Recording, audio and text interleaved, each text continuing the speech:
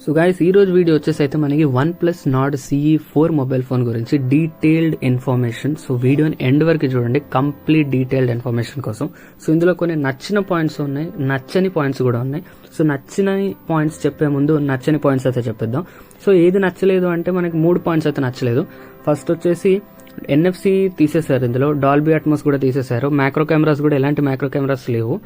But okay, కొన్ని positivity ఎక్కడ పెరిగింది అంటే మనకి ఇందులో ఆక్వా టచ్ ఉంది. ఫస్ట్ టైం నార్డ్ సిరీస్ లోనే ఆక్వా టచ్ ఇంక్లూడ్ చేశారు. సో ప్రాసెసర్ విషయానికి వచ్చినట్టయితే క్వాల్కమ్ స్నాప్డ్రాగన్ 7 Gen 3 ప్రాసెసర్ ఇచ్చారు. బట్ ఈ CE3 అంటే దీని ముందు వేరియంట్ లో, CE4 ముందు వేరియంట్ లో చూసుకున్నట్టయితే క్వాల్కమ్ స్నాప్డ్రాగన్ 782G ప్రాసెసర్ తోనైతే తీసుకొచ్చారు. ఇందులో మనకి LYT మెయిన్ కెమెరా సెన్సార్ ఉంది. LYT అనేది లో లైట్ లో కూడా మంచి పర్ఫార్మెన్స్ అయితే ఇస్తుంది.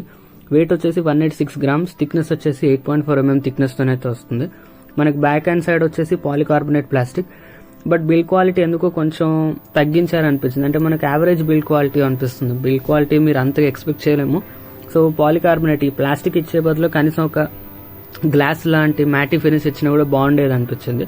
బట్ ఓకే, ఆ కాస్ట్ కటింగ్ కోసం మరి వీళ్ళు ప్లాస్టిక్ తీసుకొచ్చారేమో తెలియదు. కానీ ఫ్రంట్ వచ్చేసి మనకి కార్నింగ్ గ్లాస్ ప్రొటెక్షన్ తోనైతే వస్తుంది.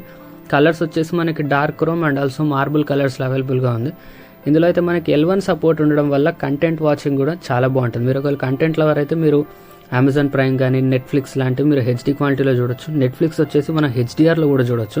సో ఇంకా వీడియోలోకి వెళ్ళిపోయే ముందు మనం ఈ డివైస్ కంప్లీట్ స్పెసిఫికేషన్స్ అయితే చూసేద్దాం. క్వాల్కమ్ స్నాప్డ్రాగన్ 7 Gen 3 తోనైతే ఇది వర్క్ అవుతుంది. 6.7 inch full HD plus AMOLED display, 1100 nits brightness తోనే వస్తుంది. HDR 10+ and 10-bit colour depth తోనైతే వస్తుంది.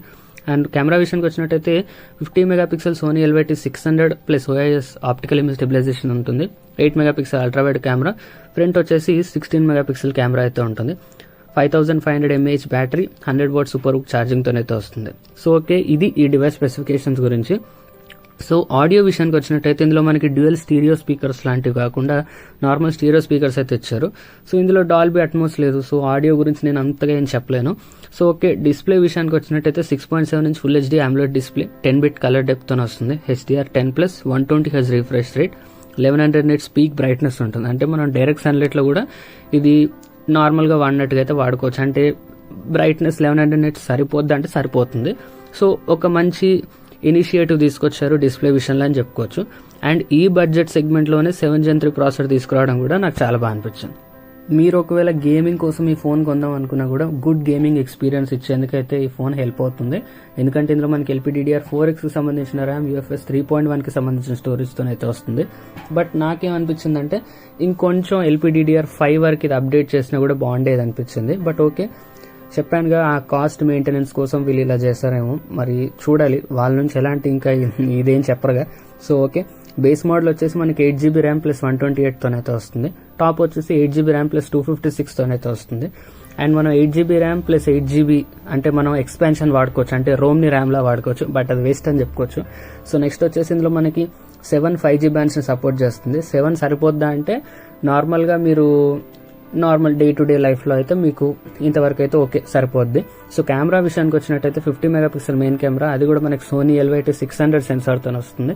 8 MP ultra wide camera, Sony IMX 355 sensor. And front వచ్చేసి 16 MP. 16 MP నాకు చాలా బాగా అనిపించింది. అంటే ఫ్రంట్ కెమెరా ఈ బడ్జెట్ సెగ్మెంట్ లో 16 MP రావడం బాగా అనిపించింది. అండ్ మెయిన్ సెన్సార్ వచ్చేసి ఫోటోస్ షార్ప్ గా తీస్తుంది. ఈవెన్ లో లైట్ లో ఉన్నా కూడా ఫోటోస్ షార్ప్ ఉంటుంది. డీసెంట్ ఫోటోగ్రఫీ అనిపించింది. ప్రాబ్లం ఒకటి ఏంటంటే HDR అనేది అంత ప్రాపర్ గా వర్క్ అవ్వట్లేదు అన్నట్టుగా అనిపించింది. లో లైటింగ్ లో కూడా వైడ్ యాంగిల్ ఏమంతగా గుడ్ పర్ఫార్మెన్స్ ఇవ్వలేకపోయింది. అండ్ ఫ్రంట్ కెమెరా కొంచెం బాగా డీసెంట్ పర్ఫార్మెన్స్ అయితే ఇచ్చింది అనిపించింది. అండ్ ఇందులో మనకి 1080pలో పోర్ట్రేట్ వీడియో ఆప్షన్ అయితే తీసుకోవచ్చు. 1080p 120 FPS లో స్లో మోషన్ వీడియో రికార్డ్ చేసుకోవచ్చు. అండ్ ఇందులో మనకి డ్యూయల్ బీ వీడియో ఉంది, అంటే ఒకేసారి బ్యాక్ కెమెరా ఫ్రంట్ కెమెరా ఒకేసారి అయితే వాడుకోవచ్చు. సో ఇది ఈ కెమెరా డిపార్ట్మెంట్ లో ఉన్న విషయాలు. సో బ్యాటరీ విషయానికి వచ్చినట్టయితే CE3 తో కంపేర్ చేసుకుంటే CE3లో మనకి 5000 mAh బ్యాటరీ మాత్రం ఇచ్చారు, 80 watts ఫాస్ట్ ఛార్జింగ్. సో ఇందులో మనకి CE4లో 5500 mAh battery, 100 watts fast charging తో ఇచ్చారు. బ్యాటరీ ఆప్టిమైజేషన్ చేశారు, బ్యాటరీ కెపాసిటీ కూడా ఇంప్రూవ్ చేశారు అనిపించింది. 50% ఛార్జ్ అవ్వడానికి 12 minutes టైం పడుతుంది. 100% ఛార్జ్ అవ్వడానికి 30 minutes టైం అయితే పడుతుంది.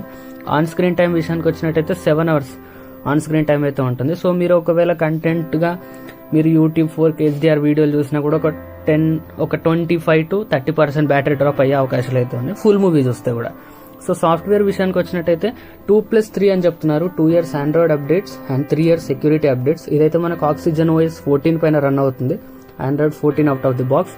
అండ్ ఇదైతే అంత క్లీన్ యూఐ అనిపించలేదు, యూఐ అంత క్లీన్ లేదు అనిపించింది.